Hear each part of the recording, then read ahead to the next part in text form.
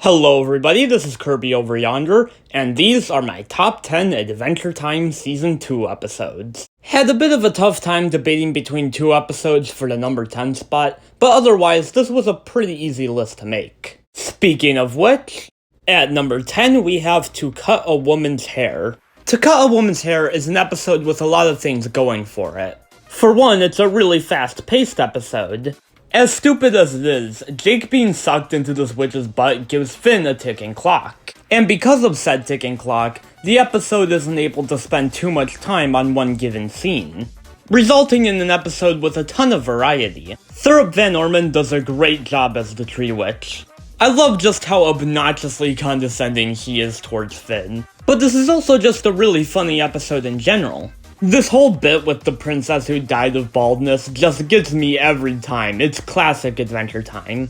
Finn so casually knocking the watering can out of Peebee's hand is great, as is Peebee really liking spaghetti. But the joke that absolutely kills me every time I watch this episode is when we cut from Finn having a head full of hair to just him being completely bald. I've seen this episode maybe hundreds of times, and that cut still gets me just because of how fast it is. And speaking of which, the whole Finn's hair reveal was such a groundbreaking moment for the series. The whole sequence of Finn taking his hat off is really beautifully done, such an iconic moment. To Cut a Woman's Hair isn't an episode that absolutely excels at one specific thing, but rather one that does really well in a few different areas, making it one of the most fun and memorable episodes of the season. At number 9, we have Mystery Train. Mystery Train is proof that Adventure Time can do a really solid mystery episode. I feel like most cartoons that do a mystery episode end up having the solution be kinda cheap, but here, it doesn't feel cheap at all. The twist that the conductor was actually Jake the whole time is really well foreshadowed throughout the episode. How Jake is the one who suggests that the conductor did it in the first place. How we never see both their faces at the same time. Even little details like this little splotch of paint he leaves behind. And the fact that the entirety of this one takes place on the train gives it its own unique feel and identity. Sure, we got Dungeon Train in Season 5, but even that episode feels very different from this one. I love this whole chase sequence, it's really fun and fast-paced. And the fight scene between Finn and the conductor at the engine feels very climatic. Speaking of which, I love this conductor character. He's this strange mix of weird and creepy, but also oddly cool and awesome. Weird.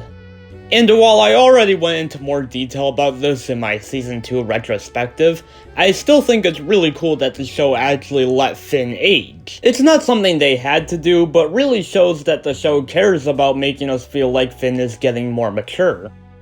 Mystery Train is a very unique episode of Adventure Time, and it tells a really solid mystery. At number 8, we have The Limit. The Limit is a really fun concept for an episode, creating an entire labyrinth designed to test the limit of Jake's stretching abilities. It's just an idea that makes sense for the character and challenges him in a very unique way. This is easily one of Jake's most noble portrayals. He takes such a beating here. Even if most of it is self-inflicted, you really do feel bad for the guy by the end, going through all that pain just so he and his friends can get wishes. I really love how intricately designed this maze is. It's a really cool setting to watch Finn and Jake traverse. The hot dog nights are just so hilariously stupid that it's hard not to love them. How they were able to survive up to this point is just beyond me. And at its core, this episode also has a really strong message, not just about peer pressure, but about knowing our own limits. It's always good to help other people, but it shouldn't be at our own expense. And on top of all that, it ends with the ancient psychic tandem War Elephant, so what's not to love? At number 7, we have Power Animal. 2 Jake episodes in a row, baby! I think what I like most about Power Animal is its variety. How we can go from Finn being tortured by these gnomes, to Jake just kinda goofing off while trying to look for him. The two sides to this episode are juxtaposed against each other beautifully. I like the focus this episode puts on Jake's, well, lack of focus. This is like the ultimate Jake ADHD episode. You don't get the idea that Jake is lazy in this episode, just that he lacks a strong attention span. This makes him come off as a very sympathetic protagonist. The Finn side of this episode is definitely extremely messed up. The poor guy really does go through a lot of pain here, but since we only see it in short bursts, the episode is able to get its point across without going too far in that direction. Plus, you gotta love that whole hallucination sequence. It's just so dang cool and well animated. Ditto Jake being fueled by the partying demons. Such a fun climax to the episode. I just have one question about this whole thing. Did Gravity Falls rip this episode off? What with the whole gnomes disguising as humans thing? I don't know. Someone hit up Alex Hirsch on Twitter and asked him about it. At number 6, we have Death in Bloom. Death in Bloom is a weird one because, on the one hand, it's easily one of the most important episodes in the entire series, but on the other hand, it's just so stupid. The whole reason why this plant ends up dying in the first place is because Finn and Jake are too stupid to take care of it. Jake drinks this water that he should probably know is evil. Finn has to beat death in a music battle, and even the ending is a bit of a cop-out. And yet it made it all the way to number 6 on this list, and in fact it almost ended up higher. And that's simply because Death in Bloom is one of the funniest episodes of Season 2. Finn's realization that the plant is dead, the way the two get past the guard, the Morrow is a bird, the halt joke. And surprisingly enough, this episode probably has my favorite fart joke of all time. I don't know, maybe it's the way it echoes after just a beat of silence, or maybe Jake's justification that he thought it would be funny. Something about it just kills me every time. So sure, the story's stupid, but when the episode is this fun to watch, does it really matter? And on top of the comedy, it's also really fun to watch Finn and Jake explore the Land of the Dead. There's definitely a reason why Distant Lands brought this place back. I love this crazy downwards pan we get when Finn and Jake first get there. There's just so much stuff to take in, it's great. And Death himself is a really fun character. There's some great visuals during his music battle with Finn. I'm sure not everyone can get past just how stupid the story in this one is, but if you can, it's easily one of the most fun episodes of the season. At number 5, we have Mortal Recoil. I think what Mortal Recoil gets right is its atmosphere. There's just something very creepy about seeing Princess Bubblegum in this state. There's a little bit of horror to this one, with Jake being the only one aware that something's wrong with PB. It's kinda hilarious just how blatantly ignorant Finn is towards the fact that PB is possessed. Like, come on man, you can't be that dense. But it all just adds to the dread of the situation, that we know something that Finn doesn't. We also get to see the Ice King team up with Finn and Jake for the first time. And it's really great to see him redeem himself after what he did in the previous episode. This whole fight scene at the end of the episode is really fun and well staged. I love the purple shading they use here. And it ends the season on a perfect note, with PB being 13 and confirmation that the Lich isn't necessarily out of the picture. I don't care if Heat Signature technically aired after this one, Mortal Recoil is the season finale in my book. And it's a pretty damn good one at that. At number 4, we have It Came from the Nightosphere. It Came from the Nightosphere was a bit of a game changer if you think about it. For one, it's the first episode to give Marceline a bit of added depth. The conflict between her and Hudson is very compelling. All she wants is her dad to show her basic respect, to treat her like an adult. And trust me, Marceline having daddy issues is not something that goes away after this episode. We also get our first big Marceline song in the form of Daddy, Why Did You Eat My Fries? I mean, yeah, there was the Fisherman song from Henchmen, but that song was so short it barely even counts. I love just how subtle the fries song is. How you know it's not just about the fries, it's about the fact that Hudson doesn't respect her. She's just using the fries as an example. The episode introduces us to Hudson Abadir, who makes for such an entertaining villain. The way he can go from incredibly charming to absolutely horrifying. We also get a bit of a new dynamic between Marceline and Finn, now that they're on the same page. It's cool to see the two get along more. On top of that, this is also a very nice episode from a visual standpoint. I love the shade of blue used for the night sky. There's a ton of variety here in terms of the settings, too. A lot of different locations are used in this episode. And lastly, that climax is just awesome. A perfect blend of action and drama. It's no wonder why this one's a fan favorite.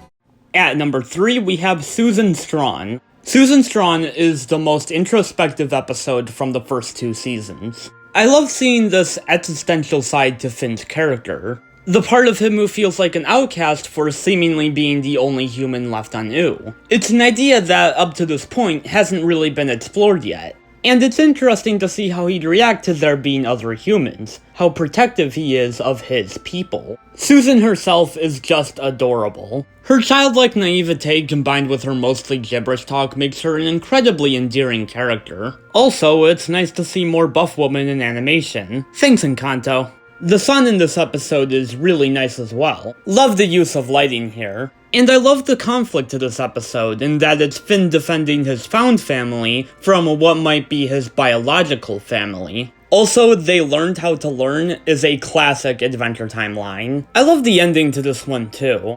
That slow, sad realization that Finn might be the only human left. Of course, now we know that's far from the case, but it's still a profound ending to a beautiful episode. At number 2, we have The Eyes. Earlier in this video, I mentioned that Death in Bloom is one of the funniest episodes of the season. Well, The Eyes is the funniest. I mean, the design of the horse alone is just comedy gold. I mean, just look at it. Tell me this isn't, like, the funniest thing ever. And watching Finn and Jake continually grow more and more delirious after having to deal with this horse all night, it's just so funny.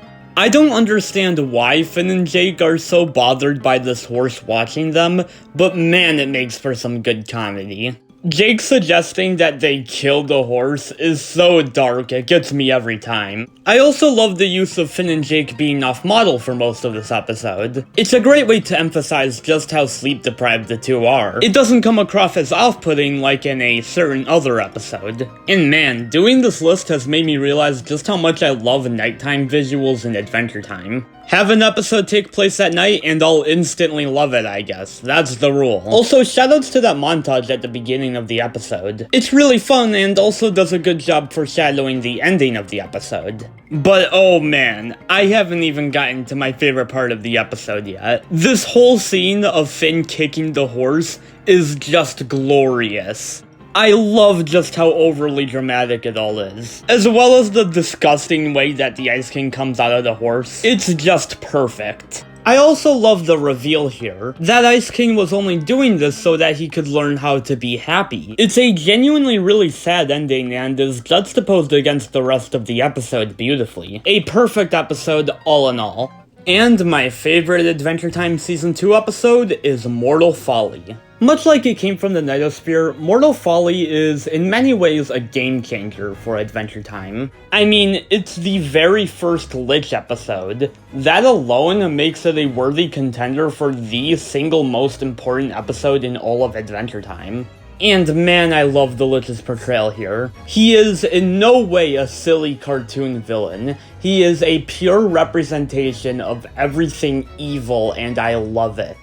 I love the use of the Ice King here. Him just being in the episode provides for some great contrast against the Lich. He makes the Lich feel like a much bigger threat in comparison. Well, holes are holes. This episode really just feels like one big culmination of everything the series has done so far, while also feeling like the start of an entirely new era for the show. It's the highest stakes Finn and Jake have had to deal with so far. The climax to this episode is just so intense. Finn almost jumping into the well is unnerving. And the way Finn uses his sweater to defeat the Lich is just brutal, and I'm kind of surprised Cartoon Network allowed it. It's for sure a top tier moment in all of Adventure Time. Mortal Folly is a masterpiece and is entirely worthy of being celebrated as such. Adventure Time as a whole would be so much worse if this episode didn't exist. Oh, and we have to talk about that ending. This episode is over 10 years old, and I still can't believe they did that. Oh god, this episode is over 10 years old. Oops, I've got the dropsies. And those were my favorite Adventure Time Season 2 episodes. Also, quick honorable mention to video makers. Really like how small scale and down to earth this one is, it's very cute. It came really close to being number 10 on this list. I guess you could say the actual number 10 beat it out by a hair or two. Good night everybody, Kirby out.